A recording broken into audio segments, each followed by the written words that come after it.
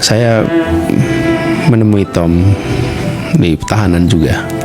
Saya ngobrol, saya bawa buku, saya diskusi.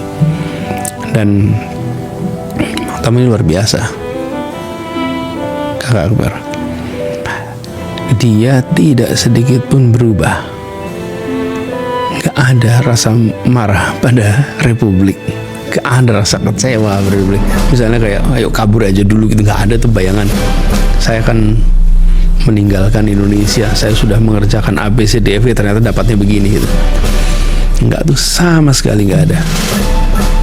Dia justru menunjukkan sikap bahwa ini yang membuat saya tetap harus berjuang di Indonesia. Situasi seperti ini tidak boleh dialami orang lain.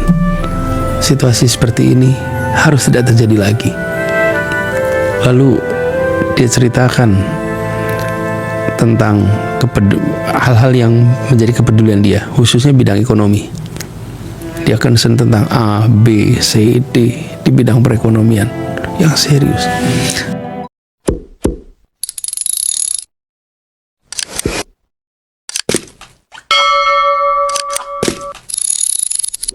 Masalahnya adalah Kakak Anies, risiko itu ternyata mengalir jauh, termasuk kepada orang-orang Anda. Saya bicara dengan kawan kita, Tom Lembong, dan banyak orang yang memberi apresiasi kepada Anda karena tampak dukungan moral Anda kepadanya itu luar biasa. Begitulah seharusnya seorang teman ya. Saya juga beberapa kali melakukan hal yang sama ketika teman saya dikriminalisasi. Salah satunya adalah ketika Misbakun ditangkap dulu, ketika kami membuka kasus Senturi. Oh ya, ya. Gitu.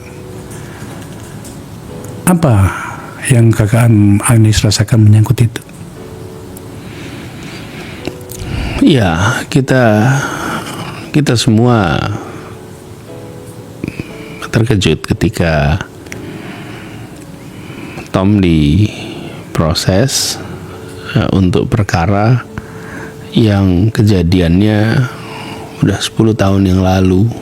Bahkan sebelum dia jadi Menteri Perdagangan ya? Enggak, pas Menteri Perdagangan. Ya, pas ya? Pas Menteri Perdagangan, tapi itu kan 2015 sampai 2016. Dia jadi Menteri Perdagangan setahun kalau nggak salah. Kemudian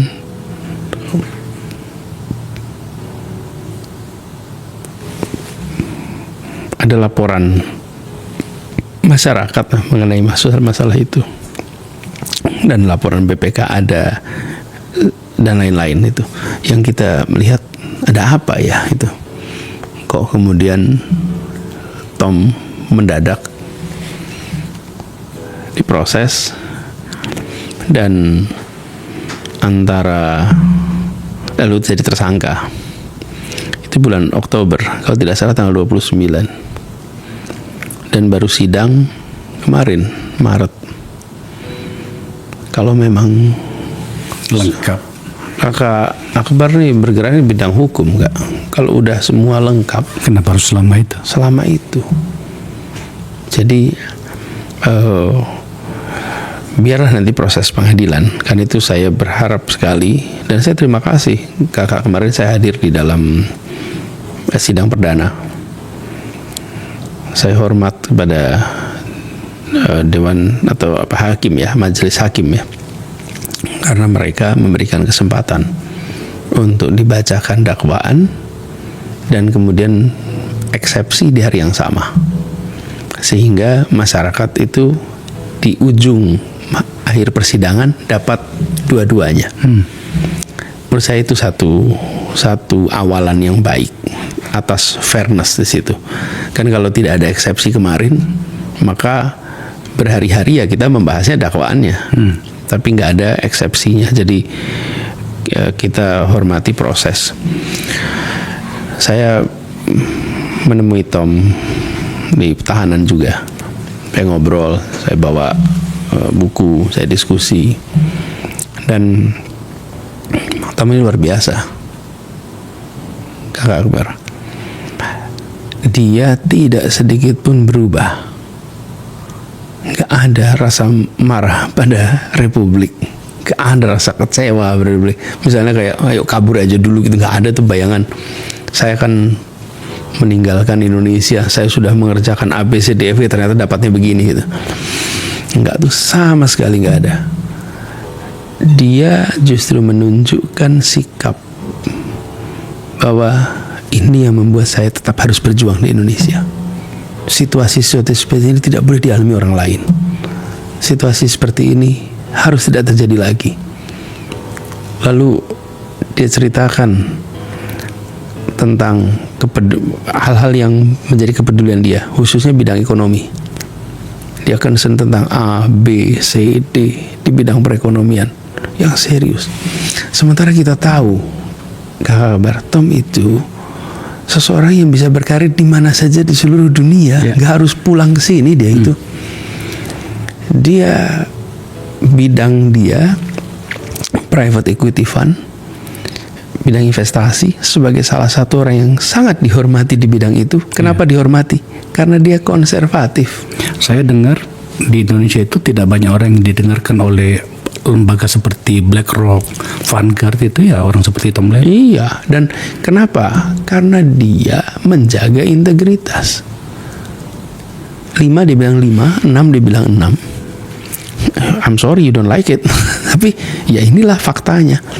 Dan dia jaga itu puluhan tahun. Jadi ketika sampai ke sini juga, sampai pada peristiwa ini, saya yakin apabila ini pure persoalan hukum, insya Allah ujungnya baik. Karena itu baik itu artinya Tom akan mudah-mudahan dia akan bisa terbebas. Bila ini semata-mata pada persoalan hukumnya, mudah-mudahan itu akan bisa kejadian. Dan kita semua mengharapkan agar majelis hakim menjaga. Kenapa ini penting? Peristiwa, saya rasa jarang ya ada penangkapan begini itu mendapatkan perhatian dari pelaku bisnis internasional. Oh ya. Berbagai pihak, negara-negara asing pun memperhatikan. Kenapa? Karena bagi mereka ini soal kepastian hukum. Jadi kalau peristiwa umumnya itu ya kita semua, saya juga inginnya korupsi itu diberantas habis-habisan lah. Mana pula kita mau dukung koruptor gitu. Tidak gitu. Tapi di sini saya melihat Tom membuat kebijakan dengan prosedur yang dia lewati, yang kemudian di kemudian hari dipersoalkan. Biarlah nanti proses hukum ya yang akan lihat, tapi saya cukup optimis apabila ini hanya proses hukum.